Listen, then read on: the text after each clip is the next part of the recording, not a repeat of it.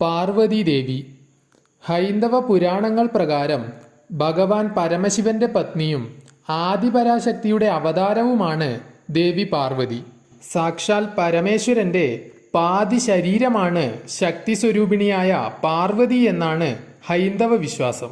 പരമശിവന്റെ ശക്തി എന്നത് പാർവതിയായി പുരാണങ്ങൾ സമർത്ഥിക്കുന്നു. ശക്തിയെ കൂടാതെ ശിവനെ ശവസമാനനായി കണക്കാക്കുന്നു. പർവ്വതരാജനായ ഹിമവാന്റെ പുത്രിയായതിനാലാണ് ദേവിക്ക് പാർവതി എന്ന പേര് വന്നത്. പുരാണങ്ങൾ പ്രകാരം ഹിമവാന്റെയും മേനാവതിയുടെയും പുത്രിയായി ആദിപരാശക്തി അവതരിക്കുകയും മഹാദേവനെ വിവാഹം ചെയ്യുകയും ചെയ്തു. ഗണപതിയും സുബ്രഹ്മണ്യനുമാണ് ശിവപാർവതിമാരുടെ മക്കളെന്ന് വിശ്വസിക്കപ്പെടുന്നത്. സാക്ഷാൽ ആദിപരാശക്തിയുടെ പൂർണ്ണാവതാരവും ശക്തിയുടെ പ്രതീകവും ത്രിപുരസുന്ദരിയും പ്രകൃതിയും കുണ്ടലിനിയും